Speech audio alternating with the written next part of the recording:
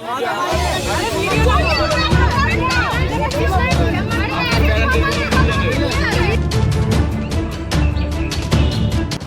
মহিলাদের ওপরে নোংরামির অভিযোগ উঠল টিএল জয়সওয়াল হসপিটালে। এবারের টার্গেট প্রশিক্ষণরত নার্সরা। আরজিকর কাণ্ডের পর থেকে পশ্চিমবাংলায় বিভিন্ন হাসপাতালে একটি করে নোংরা ঘটনার শিকার হতে হচ্ছে রোগী, ডাক্তার ও নার্সদের। ইফটিজিংয়ের শিকার হতে হলো প্রশিক্ষণরত নার্সদের। গতকাল নাইট ডিউটিরত প্রশিক্ষণরত নার্সরা যখন ডিউটি করছিলেন তখন থেকেই নার্সদের উত্তপ্ত করছিলেন একটি বাজে স্বভাবের লোক। প্রশিক্ষণরত নার্সরা ক্যামেরার সামনে জানিয়েছেন যে তাদেরকে কিভাবে উত্তপ্ত করা হচ্ছিল এবং পিছু পিছু তাদের সঙ্গে ঘোরা হয়, তাদের দিকে কুনজরে দেখা হয় এবং দীর্ঘক্ষণ ধরে করে যাচ্ছিল। পরের দিন সকালেও এই একই ঘটনার পুনরাবৃত্তি করেন ওই ভদ্রলোক। তাই নিয়ে চলে একটি ঝামেলা। সকল প্রশিক্ষণরত নার্সরা যখন চেপে ধরেন তখন ভদ্রলোক অন্য কথা বলে, এই ঘটনা থেকে বিরতি নেবার চেষ্টা করে, কিন্তু জয়সওয়াল হসপিটালের ডি গ্রুপের স্টাফদের জন্য ভদ্রলোককে ধরে পুলিশের হাতে তুলে দেওয়া সম্ভব হয়। এই ঘটনাকে কেন্দ্র করে হসপিটাল গেটের সামনে বিক্ষোভ দেখায় প্রশিক্ষণরত নার্সরা। তারা হাসপাতালের সুপারের কাছে লিখিত কমপ্লেন দেয় এবং হাসপাতালের সুপার সেই কমপ্লেনের ভিত্তিতেই বেলুড় থানাতেও একটি কমপ্লেন দায়ের করেছেন।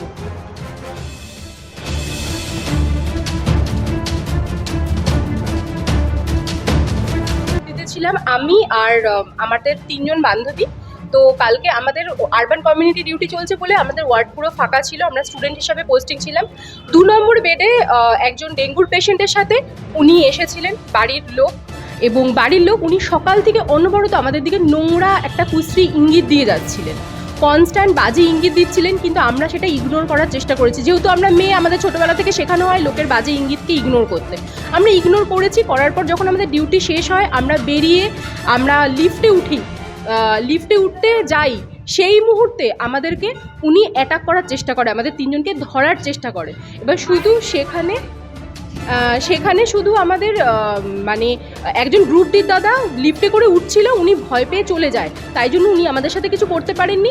আমরা এসে সাথে সাথে ডিউটিতে যে জিএনএম স্টাফ নার্স দিদিরা রয়েছে তাদেরকে আমরা সাথে সাথে জানাই ঘটনাটা জানানোর সাথে সাথে ওরা বলে তোমরা চলে যাও হস্টেলে, আমরা দেখছি।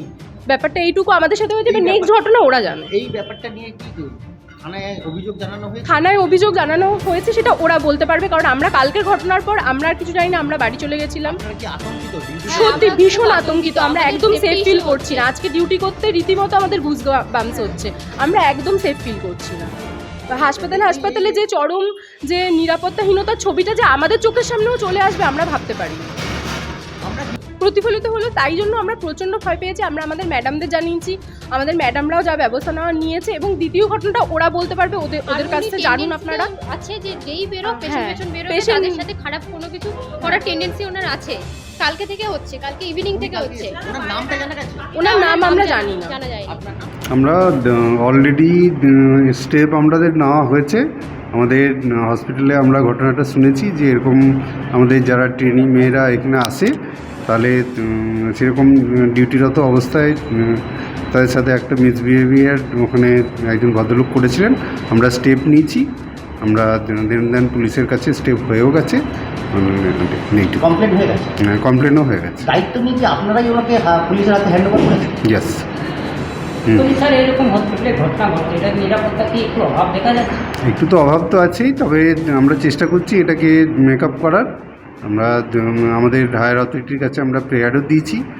আশা করি কয়েকদিনের মধ্যে সরকার থেকে এটা হেল্প পাবে। আচ্ছা, পুলিশের কোনো একটা মানে পোস্ট অফিস বা আউটপোস্ট বসানোর কোনো ব্যবস্থা?